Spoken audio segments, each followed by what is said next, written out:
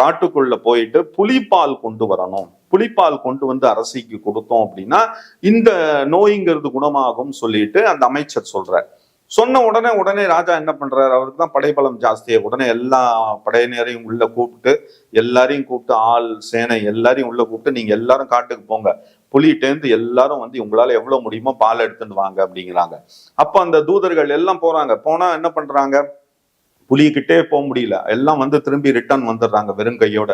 வந்து அரசர்கிட்ட சொல்றாங்க, எங்களால முடியல, கிட்டக்க போக முடியல, ஏன்னா புலிங்கிறது ஒரு பயங்கரமான மிருகம், நாங்க எப்படி போறது, எங்களுக்கு எவ்வளவு ஆயுதம் வச்சிருந்தாலும் அது எங்களை தாக்குறது அப்படின்னு சொல்லும் போது, அப்போ வந்து என்ன சொல்றாரு அமைச்சர், என்ன சொல்றாரு, சரி உங்களால போக முடியல அப்படின்னா மணிகண்டன் அனுப்பிச்சு பாருங்க, ஏன்னா அது தெய்வாம்சம் பிறந்திய குழந்தைன்னு சொல்றீங்க, மணிகண்டன் அனுப்புங்க, மணிகண்டன் போயிட்டு வரட்டும் அப்படின்னு.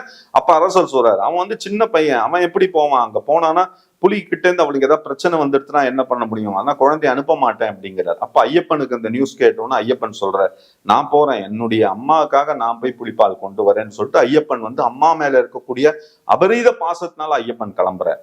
ஐயப்பன் கிளம்பினதோட மட்டும் இல்லாம என்ன பண்றாரு, நேர காட்டுக்குள்ள போகும்போது தேவர்கள்லாம் பாக்குறாங்க. தேவர்கள்லாம் பார்த்த உடனே என்ன சொல்றாங்க, ஐயப்பனே நம்மளோட இருப்பிடம் நோக்கி வரும்போது மிருகத்தால ஐயப்பனுக்கு எந்த ஒரு பாதிப்பும் வந்துடக்கூடாதுன்னு தேவர்கள் என்ன பண்றாங்க அப்படின்னா புலியா உருவம் எடுத்து காட்டுக்குள்ள அலையிறாங்க. அதுல வந்து ஆண் தேவர்களும் இருக்காங்க, பெண் தேவர்களும் இருக்காங்க, தேவதைகளும் இருக்காங்க. பெண் தேவதைகள்லாம் வந்து என்ன பண்றாங்க, புலியில உருவமா மாறி எல்லாம் மிக்ஸ் ஆகி வந்து அந்த காட்டுக்குள்ள வந்து அலைஞ்சிட்டு இருக்கும் போது ஐயப்பன் அங்க போய் என்ன பண்றாரு, ஐயப்பனுக்கு தெரியுது ஏன்னா கடவுள் அம்சம்.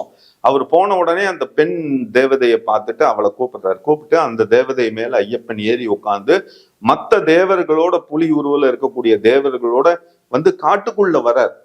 அப்போ வந்து எல்லாரும் பதறி போயிடுறாங்க, ஏன்னா புலி பால் தான் நம்ம கேட்டோமே தான், ஆனா ஐயப்பன் என்ன பண்றாரு, புலி கூட்டத்தையே உள்ள கூட்டிட்டு வர்றாரு. அதுவும் அந்த பெண் புலி மேல உட்காந்துட்டு ஐயப்பன் வந்து பவனி வர்றாரு. உள்ள வரும்போது இந்த காட்சியை பார்த்துட்டு எல்லாம் மிரண்டு போறாங்க.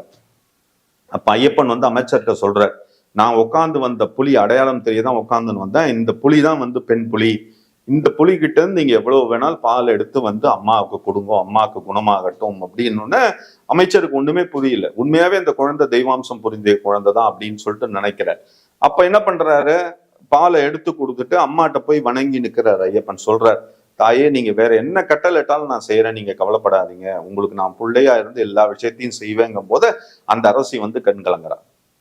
கண் கலங்கும் போத கொஞ்ச நாள் கழிச்சு அமைச்சருக்கு வந்து இந்த விஷயங்கள் தெரிய வருது.